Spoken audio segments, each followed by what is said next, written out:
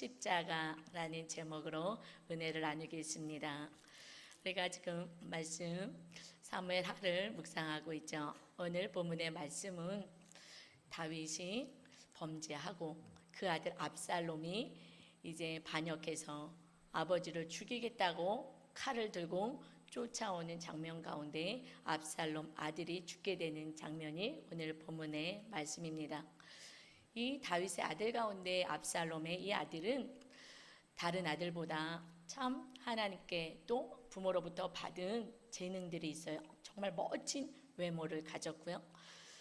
그리고 추진력도 있고 지혜도 있고 그래서 판결도 잘하고 이런 정말 하나님과 부모로부터 재능을 받은 자입니다. 그런데 그것을 하나님께 감사하지 못하고 하나님 뜻대로 사용하지 못하고 부모님께 감사하지 못하고 이것을 자기를 위하는 그러한 자기만을 위하는 삶을 살아갈 때에 참으로 그는 그 죽음의 그 삶을 처하게 되죠. 그가 얼마나 은혜를 받았는지 먼저 말씀을 통해 보겠습니다. 사무엘하 14장 25절입니다. 온 이스라엘 가운데에서 압살롬 같이 아름다움으로 크게 칭찬받는 자가 없었으니 그는 발바닥부터 정수리까지 흠이 없음이라. 정말 머리부터 발바닥까지 너무 아름다워서 사람들의 마음을 빼앗기고 그리고 사람들이 정말 칭찬하는 그러한 외모를 가졌습니다. 이어서 26절에 보면 그의 머리털이 무거움으로 열마마다 깎았으며 그의 머리털을 깎을 때에 그것을 달아본즉 그의 머리털이 왕의 저울로 200세겔이었더라. 그 머리가 정말 길고 너무 아름답고 멋있고 그래서 그 머리를 막 휘날리며 다닐 때에 와 정말 대단하다 정말 아름답다 하는 그런 모습을 가지고 자기가 가지고 있는 외모로 사람의 마음을 사고 하나님이 주시는 그 재능을 가지고 그리고 백성들의 마음을 사게 됩니다. 그 마음을 사요. 그래서 왕을 중심으로 나라가 다스려야 되는데 이제 반역을 시도하는 삶을 살게 되죠. 여러분, 그 주신 축복이요, 그것이 하나님의 나라를 위해서 사용되지 않고 하나님의 기쁘신 뜻을 위해서 사용되지 않을 때 어떤 일이 벌어지냐면 그것 때문에 고난을 당하고 그것 때문에 어려움을 당해요. 이 압살롬이 어떻게 죽게 되느냐면요, 이제 아버지가 왕궁에서 도망가서 막 도망갔습니다. 이 아들이 아버지 다윗 왕을 죽이고 자기가 이제 왕이 되겠다고 그러고서는 말을 타고 달려갑니다. 그런데 그 멋진 그 머리가 보통 때는 사람들의 마음을 빼앗고 흠모하게 했던 그 크고 정말 많은 아름다운 머리가 그 머리털이요, 그 큰 나무에 딱 걸려버린 거예요. 빨리 가서 아버지를 죽이려고 지금 달려가고 있는데 그 자랑스러웠던 그 머리털이 큰 나무에 걸려가지고 대롱대롱 매달려 버린 것입니다. 여러분, 하나님 우리에게 주고 싶은 메시지가 있는 거예요. 하나님을 통하여서 또 부모님으로부터 받은 재능들이 있죠. 이것이 뭐 공부도 잘하는 것도 재능이에요. 공부 머리가 있어야지 공부합니다. 공부 머리 없는데 막 공부하라 그러면 정말 괴로운 거죠. 그리고 또 달란트들도 있잖아요. 예능을 잘하기도 하고 찬양을 잘하기도 하고 또 글 쓰는 재능도 있고 또 돈 버는 것도 재능이 있어요. 이렇게 하나님이 주시는 재능들이 있습니다. 이것을 통해서 이웃을 사랑하고 섬기는 데 사용해서 하나님께 영광을 올려드려야 되는데 그렇지 않고 그저 내 것을 위해서 더 그것만 위해서 쫓아갈 때에 결국 그 나에게 주어진 재능 때문에 하나님을 믿고 의지하기보다 그것을 믿고 의지하여 더 노력하고 더 애쓰고 힘쓰고 그것만 쫓아갈 때에 하나님을 놓치고 또 가족도 놓치게 되죠. 여러분, 그래서 그 축복이 정말 하나님 앞에 영광을 올려드리는 축복, 그 재능을 여러분 하나님께 온전히 쓰여 드리기를 바랍니다. 그래서 고린도전서 10장 31절에 말씀하셔요. 그런즉 너희가 먹든지 마시든지 무엇을 하든지 다 하나님의 영광을 위하여 하라. 여러분이 남들보다 조금 더 잘하는 것이 있다면 하나님의 은혜이고 축복인 것입니다. 또 부모님께 감사드려야 하는 것입니다. 이것이 내가 잘났어라고 내 힘으로 이렇게 살았다라고 생각하게 되면 결국 그것 때문에 고난을 당하게 된다는 것입니다. 여러분이 밥을 먹을 수 있는 것도 하나님의 은혜예요. 건강을 주셨기에 우리가 밥도 먹고 무엇도 할 수 있습니다. 또 뭔가를 먹을 수도 있고요. 여러분, 모든 것이, 우리가 살아가는 모든 것은 하나님이 주시는 이 자연을, 이 세상을 창조하신 하나님의 은혜 안에 우리가 살고 있습니다. 모든 거 하나님께 감사하며 찬양하며 경배해서 하나님을 기쁘게 하고 영광을 올려드리는 여러분의 재능을 사용하시기를 주님의 이름으로 축원합니다. 다윗이 전쟁에 같이 나가려고 했어요. 그랬더니 그 지휘관들이, 왕은 나오지 마십시오, 우리가 해결하겠습니다. 그럴 때 다윗이 부탁을 합니다.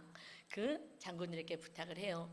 그 압살롬, 젊은 압살롬을 나를 봐서라도, 왕을 봐서라도 너그럽게 용서해라, 죽이지 말아라 라고 이야기를 하거든요. 사무엘하 18장 5절입니다. 왕이 요압과 아비새와 이때에게 명령하여 이르되 나를 위하여 젊은 압살롬을 너그러이 대우하라 하니, 왕이 압살롬을 위하여 모든 군 지휘관에게 명령할 때에 백성들이 다 들으니라. 왕이 명령합니다. 그래, 지금 아들이 아버지를 죽이려고 오지마, 그러나 그 압살롬을 너그럽게 대해줘라, 아직 어리다 라고 이야기해요. 그리고 죽이지 말라고 얘기합니다. 그런데 달려가다가 자기 머리털에 나무에 걸려서 대롱대롱 매달려 있죠. 그것을 명령할 때에 백성도 다 들었거든요. 그러니까 그것을 본 군사가 죽이지 않습니다. 그리고 요압 장군에게 와서 얘기해요. 압살롬이요, 지금 나무에 걸려 있어요. 왜 죽이지 않았어? 왕이 죽이지 말라 그랬잖아요. 그랬더니 아이고 답답해라. 그리고 자기가 달려가서 그 압살롬을 죽입니다. 요압이. 사실 전에도 그런 일이 있었거든요.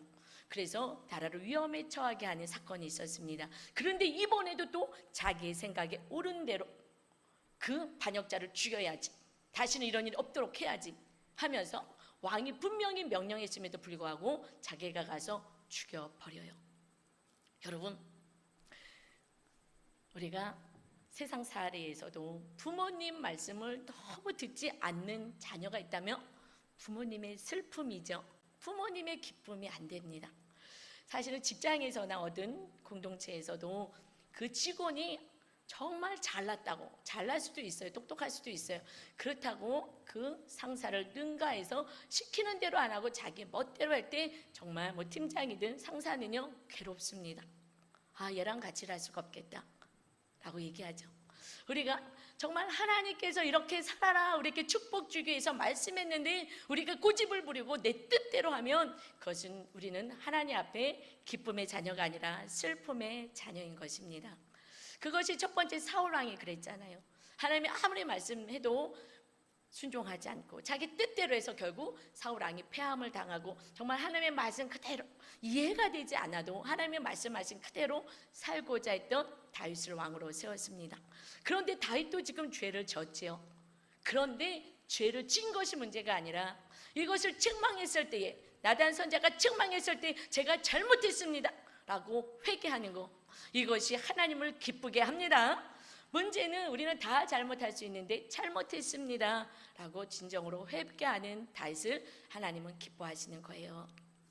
여러분, 결국에 가서 다윗도요 그 말 듣지 않고 명령에 순종하지 않고 자기 뜻대로 하는 요압 때문에 슬퍼합니다. 지금 전쟁에서 그 어떻게 됐는지 궁금하죠? 한 병사가 달려옵니다. 물어봐요. 어떻게 됐느냐? 이것이 오늘 본문 말씀입니다. 사무엘하 18장 31절입니다. 구스 사람이 이르러 말하되 내 주 왕께 아랠 소식이 있나이다. 여호와께서 오늘 왕을 대적하던 모든 원수를 갚으셨나이다 하니, 왕이 구스 사람에게 묻되 젊은 압살롬은 잘 있느냐? 구스 사람이 대답하되 내 주 왕의 원수와 일어나서 왕을 대적하는 자들은 다 그 청년과 같이 되기를 원하나이다 하니, 아, 죽었구나 알게 된 거예요.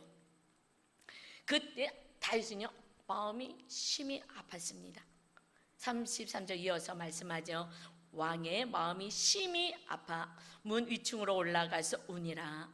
그가 올라갈 때 말하기를 내 아들 압살롬아, 내 아들 압살롬아, 차라리 내가 너를 대신하여 죽었더라면, 압살롬 내 아들아 하였더라.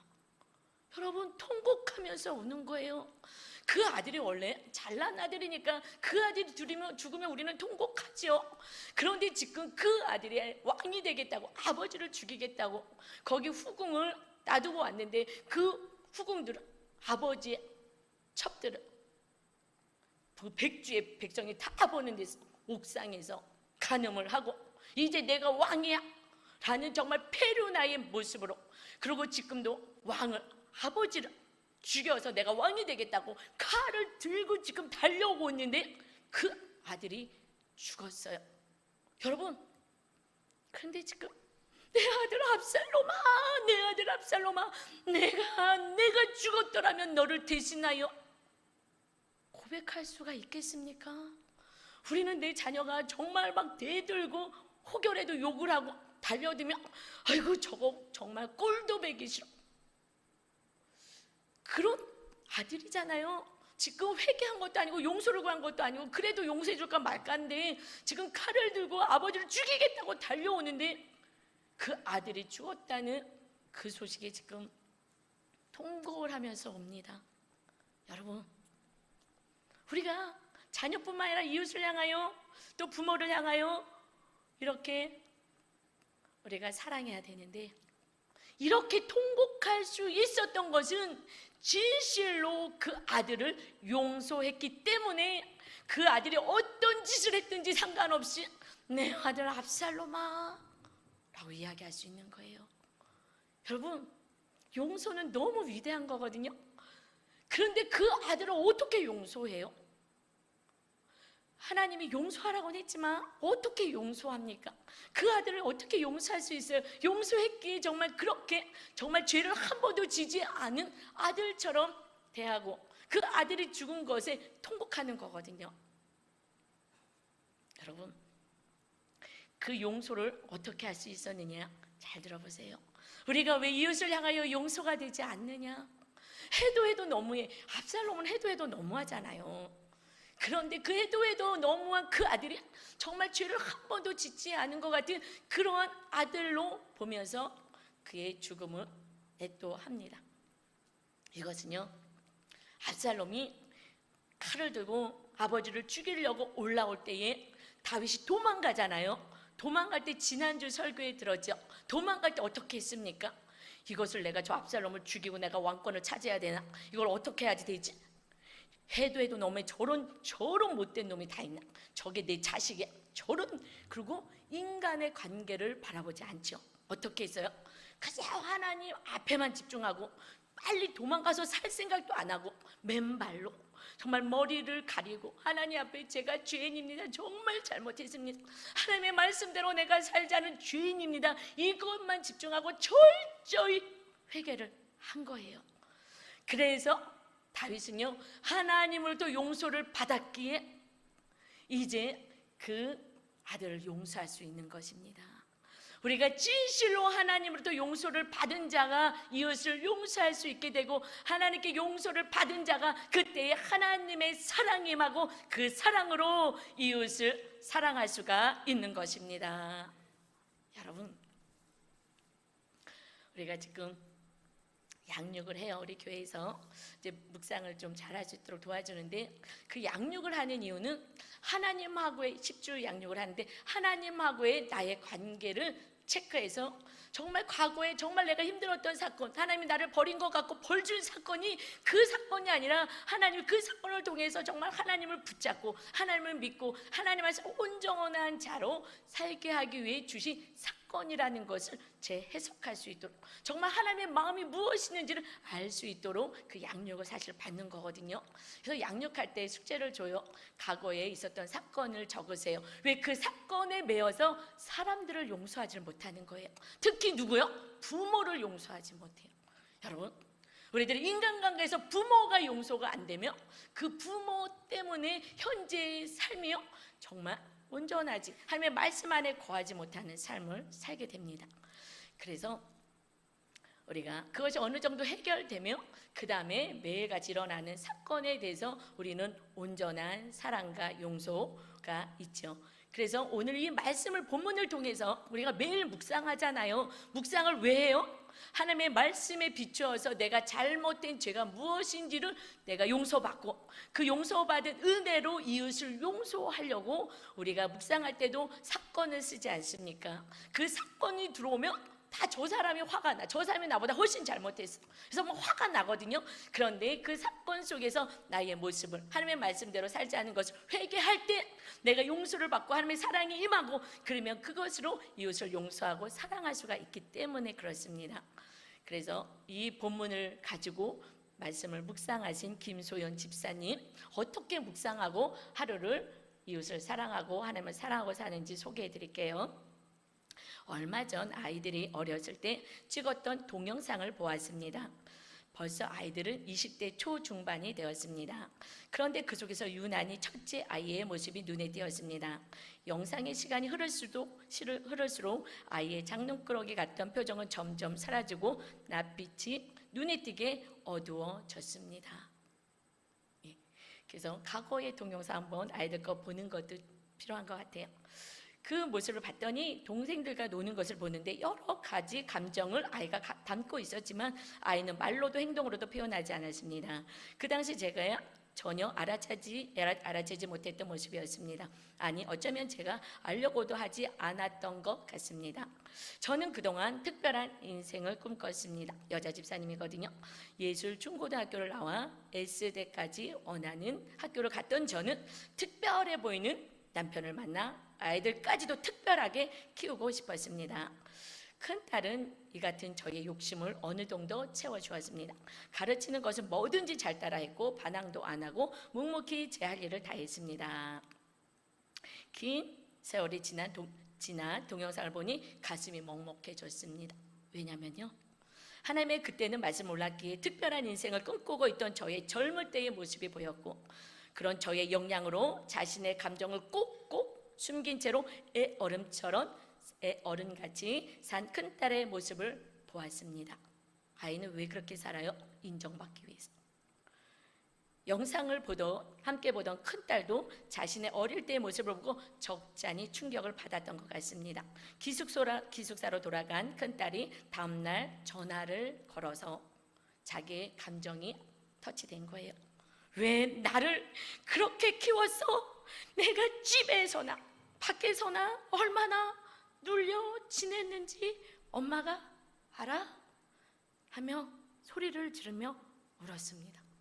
할 말이 없었습니다. 정말 미안해. 엄마가 그때 예수님을 몰라서 내 연민과 욕심으로 꽉 차 있어서 너를 돌보지 못했어 하고 울면서 사과했습니다. 오늘 말씀을 통해 상대방의 마음을 전혀 채울하지 못하고 자신의 욕심만을 관철하려고 한 저를 보게 되었습니다. 이제라도 큰 아이가 힘들 때마다 그 마음을 잘 채울하는 엄마가 되기를 소원합니다. 저의 죄를 보면서 엄마가 미안해 하며 진정으로 사과하는 엄마가 되기를 기도합니다. 적용. 기회가 될 때마다 자녀에게 사랑한다고 말하며 안아주겠습니다. 아멘.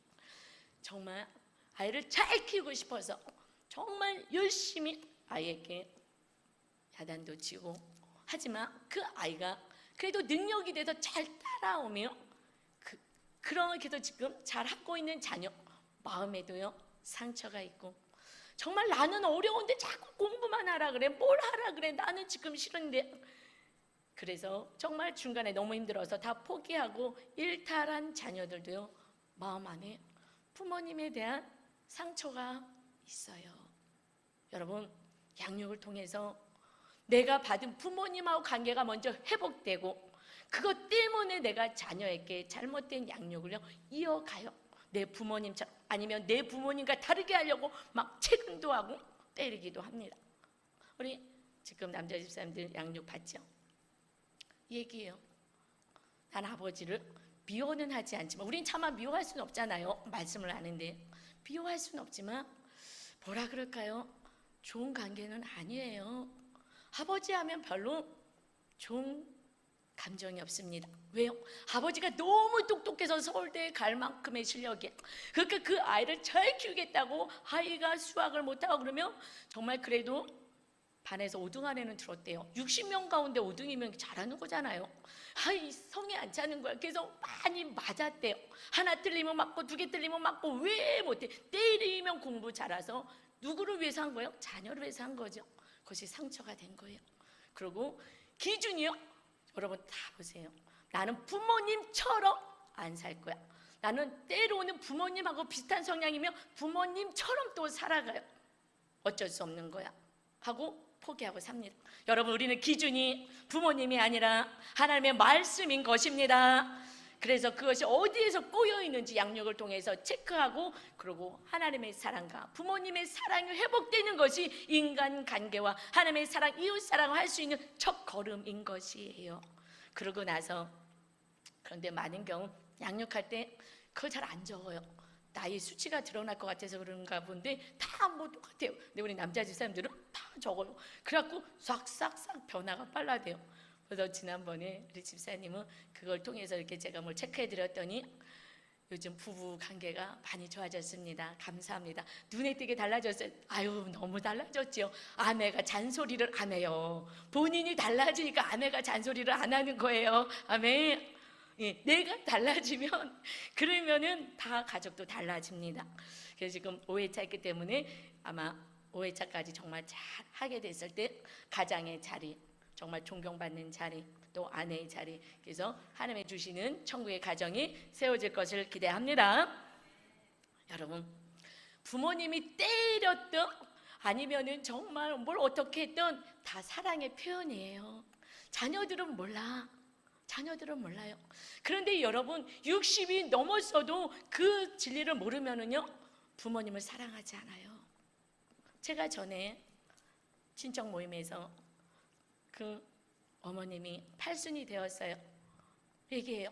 나는 아들들은 참 잘하는데 딸들이, 왜냐면 아들들만 공부를 시켰어요. 대학까지 잘 보내서. 딸들은 이렇게 안 시켰잖아요, 과거에는. 그래서 이 딸들한테 사랑한다는 얘기 한 번만 듣고 싶다는 거예요. 그런데 그 큰 딸은 더 그렇게 사랑을 못 받았다고 본인이 생각해요. 그러면서 얘기합니다. 나한테 사랑을 주지 않았는데 무슨 나한테 사랑을 받으려고 그래, 엄마가? 그리고 화장실로 쑥 가버리는 거예요. 그냥 가서 얘기했어요. 아유, 그냥 팔순이 되고 이제 얼마 안 있으면 돌아가실 건데 그냥 엄마, 나도 큰딸이 사랑해 라고 그냥 한마디 해주세요 라고 제가 화장실에 쫓아가서 얘기를 했더니 자기는 절대 그럴 수 없대. 정직하게 자기는 산대요. 내가 사랑을 받지 못했는데 무슨 사랑한다고 얘기하냐. 여러분, 아니에요. 부모님은 어떤 부모이든 그분이 때리든 어떻든 그 마음에 자식을 사랑합니다. 마귀한테 속고 있는 거예요. 여러분, 하나님이 똑같아. 여러분 너무너무 사랑하셔요. 그런데 그 사랑을 아십니까? 안 느껴지잖아요. 그리고 지금 어려운 상황이 있으면 더 안 느껴져. 하나님은 나만 싫어하고 나만 미워하는 것 같아. 하나님을 사랑할 수가 없는 거예요. 여러분, 우리를 어둠의 정말 마귀의 권세에서 사랑의 나라, 하나님의 나라로 우리를 옮겨주었어요. 주님이 우리의 죄값을 다 치르신 것입니다. 쉽게요? 하나님이시니까 그냥 쉽게 십자가에 달리셨습니까? 아닌 거예요. 몸으로 친히 그걸 다 감당하셨어야 하는 것입니다. 그래서요, 하나님께 기도해요. 하나님, 이거 십자가 내가 형틀에 꼭 달려야 됩니까? 이거 꼭 해야만 합니까? 이거 안 하면 안 됩니까? 라고 기도합니다. 볼까요? 누가복음 22장 42절입니다. 이르시되 아버지여, 만일 아버지의 뜻이거든 이 잔을 내게서 옮기시옵소서. 그러나 내 원대로 마시옵고 아버지의 원대로 되기를 원하나이다 하시니. 이거 너무 힘들어요. 온 인류의 죄값을 내가 십자가에서 그 처형을 당하고 몸 찢고 피 흘리고 그 고통 가운데 거해야 되는 하나님, 이것을 내가 꼭 해야 됩니까? 해야 돼. 그래서 온 인류를 구원해야지. 네가 십자가를 져야 되지 않겠느냐? 알겠습니다. 이 십자가를 지기 위해서는요, 기도해야 하는 것입니다. 주님이여 겟세마네 동산에서 알겠습니다, 십자가를 지겠습니다. 44절입니다. 예수께서 힘쓰고 애써 더욱 간절히 기도하시니 땀이 땅에 떨어지는 핏방울 같이 되더라.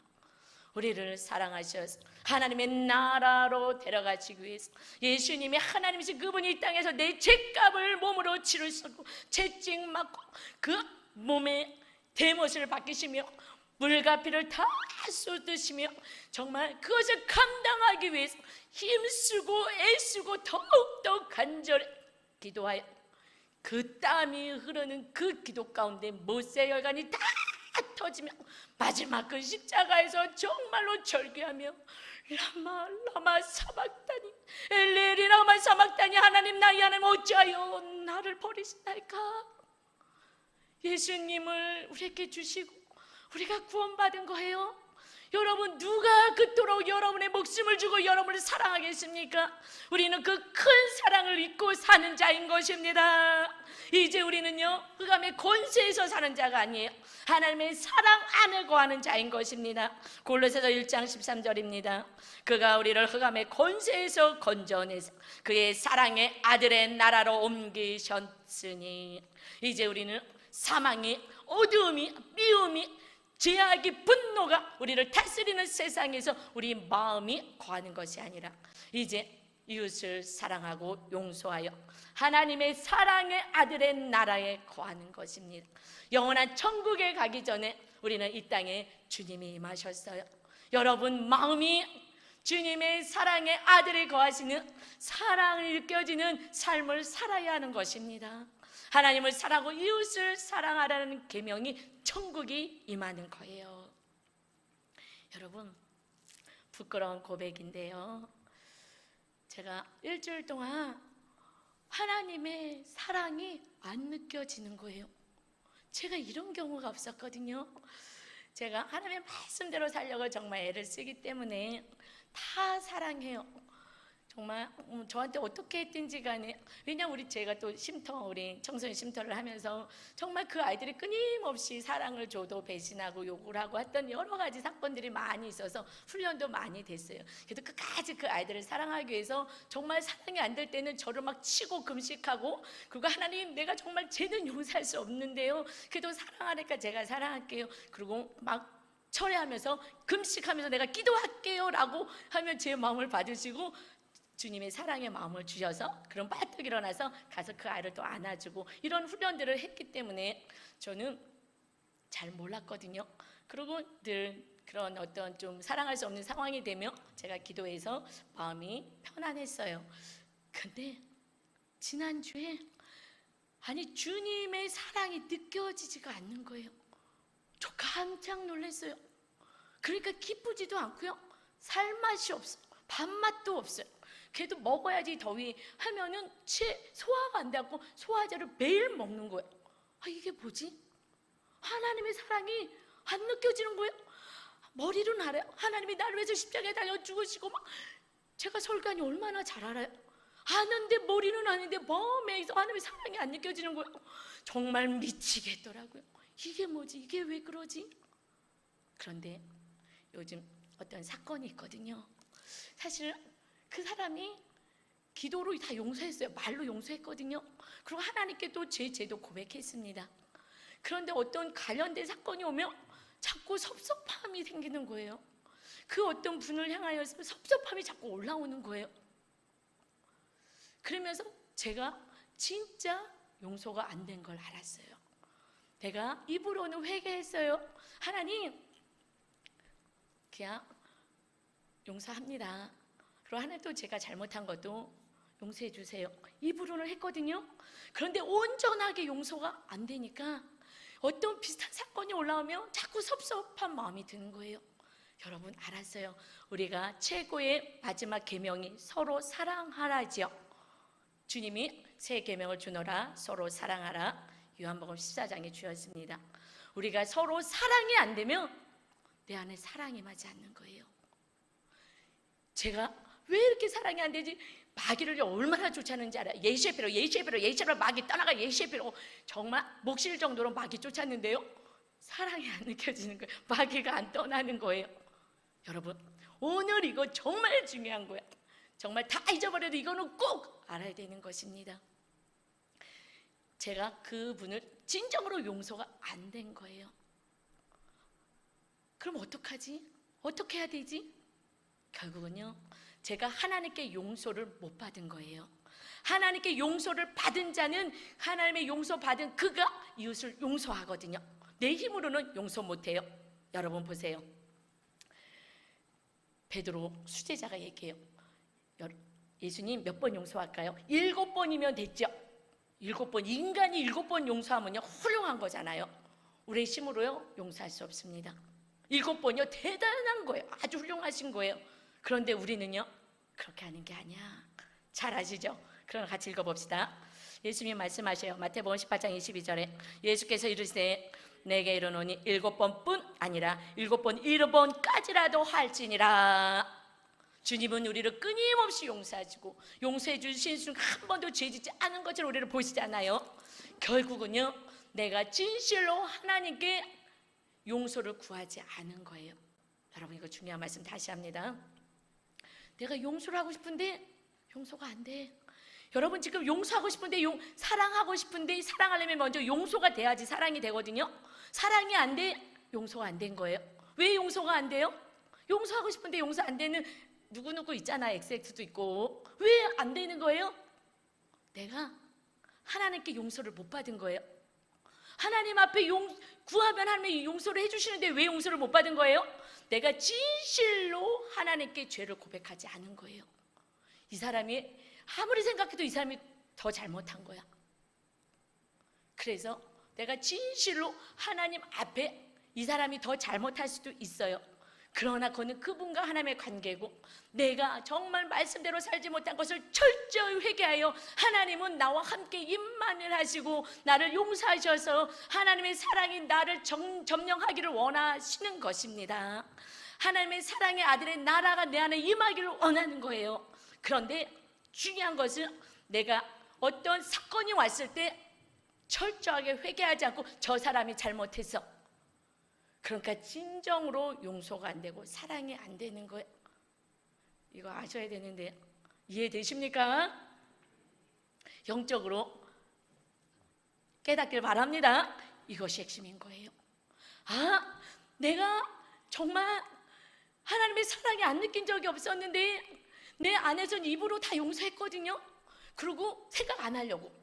여러분 생각 안 하려고 회피하는 거 용서 안 하고 잊어버리려고 하는 거 무관심하려고 하는 거예요. 용서한 거 아니에요. 안 보고 싶은 거야. 막 고개를 쳐들고 저도 막 생각 안 하려고 막 그랬거든요.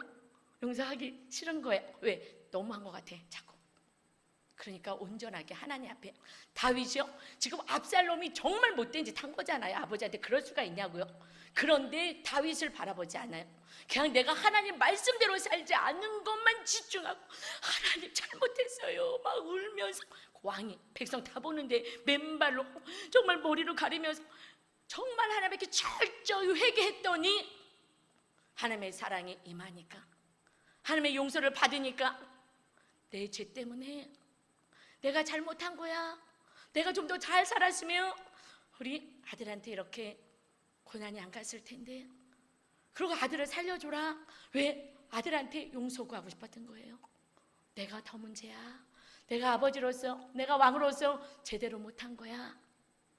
이렇게 고백할 때에 내가 용서해야지가 아니라 자동적으로 용서가 되는 거예요. 아멘. 용서해야지. 용서 못해요. 7번이면 잘하는 거예요. 그러면 다시 오십시오. 제가요 죄송해요 창피하지만 9시 오기 전에 예배 드리기 전에 일찍 나와서 이것을 막 찾았어요. 하나님의 사랑이 충만히 거해야지 제가 전하잖아요. 하나님이 이 비결을 다시 정리해 주셨어요. 얘야, 내가 널 얼마나 사랑하는지 알아? 나는 너를 어떤 죄를 져도 나는 너를 사랑해. 네가 사람을 죽여도 나는 너를 사랑해. 네 죄를 회개하고 다시 나를 영접하고 주님의 사랑으로 살고 너에게 잘못한 자까지도 네가 사랑하고 용서한 자가 되기를 원한다.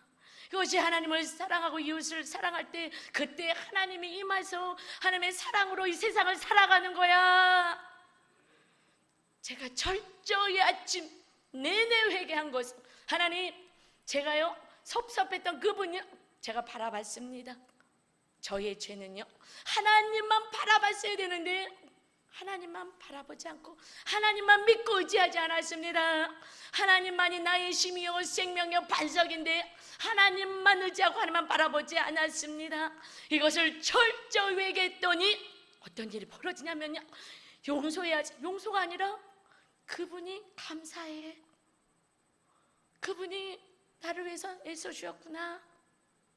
여러분, 이거는요 내가 철저히 회개할 때, 주님의 회개를 받을 때, 용서를 받을 때에 주님의 사랑에 임하여서 그 사랑으로 이웃을 용서하고 사랑하게 되는 것입니다. 그래서 말씀을 묵상하는 거예요. 말씀을 묵상하는 이유가 회개 찾잖아요. 회개. 그 매일같이 우리 묵상집 갖고 하시는 분은요 정말 이웃을 정말로 더 사랑할 수 있는, 그래서 천국의 삶, 천국의 가정을 만들게 됩니다. 하나님의 말씀하셔요. 요한일서 4장 12절입니다. 어느 때나 하나님을 본 사람이 없으되 만일 우리가 서로 사랑하며 하나님이 우리 안에 거하시고 그의 사랑이 우리 안에 온전히 이루어지느니라. 어떻게 할 때요? 우리가 사랑하며 하나님이 우리 안에 거하셔. 언제 하나님이 거하십니까? 믿습니다. 기도하고 랄랄랄랄랄 거리고 막 방언 기도하고 막 이런다고 임하시는 것이 아니라 서로 사랑할 때 하나님이 임하시는 거예요. 그것이 천국인 것입니다. 여러분이 먼저 죄를 회개하고 정말 나보다 더 잘못한 것 같아도, 나도 하나님의 온전하지 못하고 내가 용서받은 의인이기에 그 의인의 모습으로, 그리고 손을 내밀 때에 그가 손을 잡아, 그러면 그 가정과 그 삶이 천국이 되고 하나님이 그의 삶과 가정을 다스리는 것입니다. 그의 사랑이, 주님의 사랑이 그때 가서 우리 안에 온전히 이루어진다. 20절입니다. 누구든지 하나님을 사랑하노라 하고 그 형제를 미워하면 이는 거짓말하는 자니 보는 바 형제를 사랑하지 아니하는 자는 보지 못하는 바 하나님을 사랑할 수 없느니라. 아멘. 하나님을 정말 사랑하니까요 제 잘못을 하나님께 용서를 구하고 하나님이 용서해 주시고 그랬더니 하나님의 사랑이 오니까요 저 오늘 얼굴 괜찮죠? 아까까지만 해도요, 아니 새벽까지만 해도 어저께 요즘 밤새 잠도 못해 더워서뿐만 아니라 살맛이 안 나는 거예요. 소화도 안 되고. 여러분, 문제는 다 자기에게 있습니다. 내 아이의 들보를 못 보는 데서부터 시작하는 거예요. 그래서 주님이 너 들보 봐, 너 들보 봐야지 네가 산다. 아멘.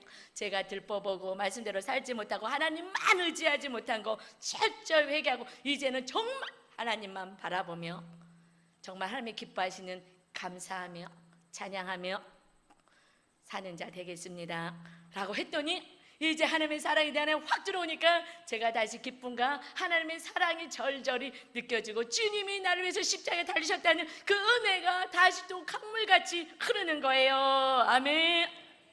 21절입니다. 우리가 이 계명을 주께 받았나니 하나님을 사랑하는 자는 또한 그 형제를 사랑할지니라. 우리 성도님은 여러분이 먼저 하나님의 나라, 사랑의 아들의 나라가 되어서 하나님의 사랑을 받고 용서할 수 없는 가족과 이웃까지 사랑하여 천국을 나누고 천국을, 하나님의 나라를 확장하는 여러분 되시길 주님의 이름으로 축원합니다. 우리 이 시간에 그렇게 살지 못하고 다른 사람의 죄가 더 크고 내가 억울하게 느껴졌던, 그러나 내 들보를 못 본 거, 내가 하나님 앞에 진정으로 회개될 것이 무엇인지 이 시간에 주여 일창하시고 회개하고 성찬에 참여하겠습니다. 주여, 아버지 하나님, 아버지 저는 입으로 다 회개했고